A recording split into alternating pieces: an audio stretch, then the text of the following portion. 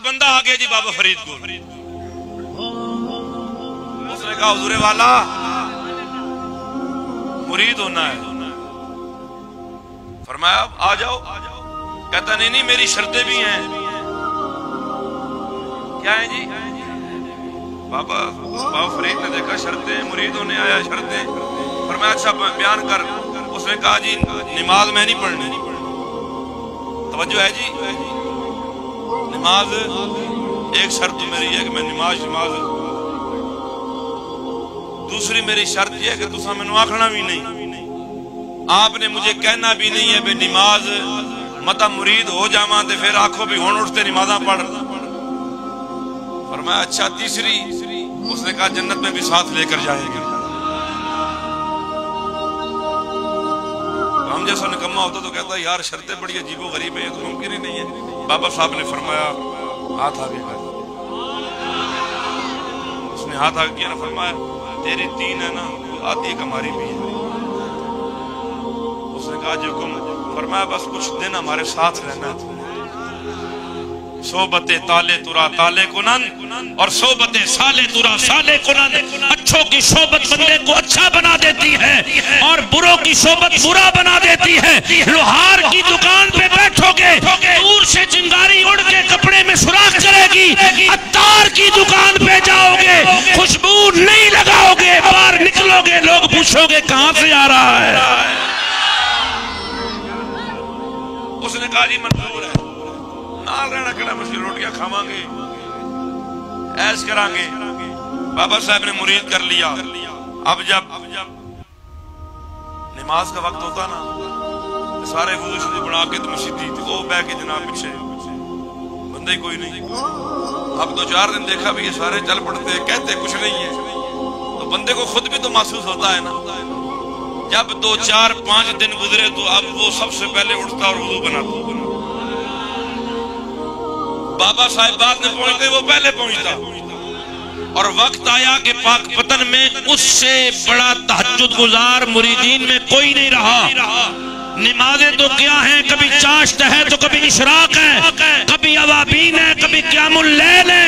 बाबा साहब ने पूछा तेनों की होया, और तू तो कहता था मैंने पढ़नी नहीं है, मुझे कहना भी नहीं है। उसने कहा बस फरीद को देखकर फरीद का रंग चढ़ गया है।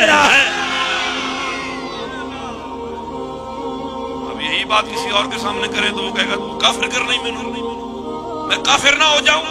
सूफिया की तरबियत का तरीका कार है, मोहब्बत बांटते हैं, मोहब्बत का सौदा करते हैं। और यकीन माने कि मोहब्बत का जो सौदा है ना, उसमें घाटा नहीं। हम एक भैंस ले आए, क्या चीज? भैंस ले आए पंजाब से ना। उस भैंस को किसी ने जिंदगी में, उसकी जिंदगी में बचपन से उस उम्र तक कभी रस्सी नहीं डाली। ये नहरी इलाकों में ना भैंसें खुली होती हैं, बाड़ों में डाल देते हैं, ना पाँव में संगल है, ना नाक में नकेल है। अब उसको जब उन्होंने पकड़े गाड़ी पे चढ़ाया तो बड़ी मुश्किल से 5-10 बंदे लगे, उन्होंने घेर को गिरा के ऊपर चढ़ाया। अब वो हमारे फकीराबाद शरीफ आस्थाने पर पहुंच गई। ये 3 साल पहले की बात है। अब जनाब नजदीक कोई ना जाए गाड़ी में। मुझे उन्होंने कहा जी भैंस तो आंखें निकालती है, सींग ऐसे करती है, बंधी हुई है। मैं चला गया, मैंने भी थोड़ी कोशिश की, लेकिन मैंने कहा खतरनाक है। मैंने कहा गाड़ी तुम ना गेट से अंदर खड़ी करो और गेट को कुंडा लगाओ, अगर खुदा न खासा काबू ना आई तो अंदर तो रहे। अब खैर रस्सी मैंने खुद खोली, लेकिन वो तो नाराज थी, उसे नफरत हो रही थी कि मुझे पकड़ के कहा मैं आजाद माहौल में पली और मुझे पकड़ के गाड़ी में लाद दिया, रस्सियां बांध दी। जैसे ही उतनी दौड़ लगा दी। अब जो बंदा अंदर जाए ना तो दूर से आंखें निकाले और दौड़ लगा दो। सारे बंदे भागे, भैया तो मारेगी। 3-4 दिन अंदर घूमती फिरती रही, वो ज्वार लगी हुई थी, खाती पीती रही। पानी भी हमने रख दिया। मैं एक सफर पे चला गया, वापस आया तो देखा घूम रही है। मैंने पूछता रहा उनसे फोन पे भी, उन्होंने कहा जी करीब भी नहीं आने, बंदा देखती आती है तो फौरन उसकी तरफ दौड़ लगाती। फिर हमने कुछ बंदे बुलाए, उन्होंने बड़ी मुश्किल से पकड़ कर उसको रस्सियों से बांध दिया। एक रस्सी इधर से बांधी, दूसरी इधर से बांधी, दोनों तरफ खूंटों पे उसको बांध के अब चारा वहां डाल रहे हैं। मैं फिर 2-3 दिन सफर में वापस आया तो उधर ही बंदी हुई है, चारा डल रहा है, पानी भी पिला रहे हैं। मैंने कहा यार अभी तक इसको, उन्होंने कहा नहीं जी बड़ी खतरनाक है, शू शू करती है, आंखें निकालती है। मैंने बाजू ऊपर किए, रोटी मंगाई, बीच में गुड़ की एक रोटी डाली। और ऐसे करीब होके ना डरते डरते बिस्मिल्लाह पढ़ के उसके मुंह के करीब किया तो उसने वो खा लिया। अच्छा, खाने के बाद में उसको थोड़ी तसल्ली हो गई। अब मैं घंटे के बाद फिर आके मैंने गुड़ लिया, रोटी में डाला, फिर उसको डाला। वो गुड़ खाने के बाद जब उसने मीठा खाया तो थोड़ी तसल्ली में थी, दोबारा मुझे डर नहीं लगा ज्यादा। और तीसरी जब मैंने उसको रोटी खिलाई ना, अल्लाह वादउल्ला शरीक है, मैंने एक रस्सी से खोल और शाम तक दूसरी रस्सी से खोल के बाहर ले जाकर पानी पिलाया, बाहर बांध।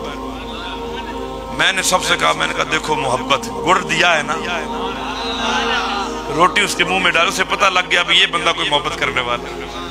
डंडे उठाते हो, उसे हूं करते हो, आंगरे लगाते हो, वो तो पहले डरी हुई है। हमारा हाल यही है कि हम जो लोग पहले भागे हुए हैं उनको मजीद हम भगा रहे हैं। हम सीने क्यों नहीं लगाते? मुस्तफा का तरीका यही है। हुजूर नबी करीम के गुलाम आते ना, उस जमाने में कपड़े चूंकि वो होते थे ऊन के, और वो मुसलसल 6-6, 8-8, 10-10, 20 दिन पहनते थे लोग, पसीने आते, फिर उसके अंदर बू पैदा हो जाता। लेकिन रसूलुल्लाह ने कभी गुलामों के पसीने की बदबू से नफरत नहीं की। गरीब गरीब आते ना, उधर फरमाते ओ इधर आके ना सीने लगा के बगल में ले ले। हुजूर बाजार में जाते ना, बाजार में खड़े होना जरा, ऐसे साहब खड़ा हुआ है तुम समझाने के लिए, ऐसे सब्जी बेच रहा है, सरकारे दो आलम गए ना, हुजूर ने ऐसे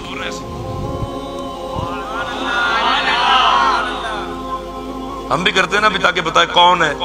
सरकार ने ना भरे बाजार में ऐसे हाथ रख लिया, तो उसने पीछे होके ना अपनी कमर से हुजूर की पेट से ऐसे कपड़ा उठा के ना तो अपनी कमर रगड़ना शुरू कर दी।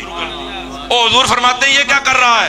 उसने कहा अपने आप पे जहन्नम की आग को हराम कर रहा हूँ। हुजूर ने फरमाया तूने मुझे कैसे पहचाना? उसने कहा या रसूलल्लाह, जिस गली से आप गुजर जाते हैं ना, 2 दिन बाद भी बंदा जाए तो पता लगता है मोहम्मद यहाँ से गुजर गए हैं।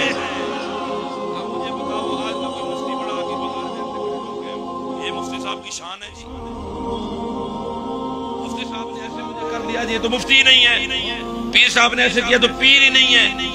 रसूलुल्लाह ने कभी भी अपने गुलामों के अंदर और अपने अंदर वो फर्क पैदा नहीं किया जिससे गुलाम अपने आप को कमतर समझे।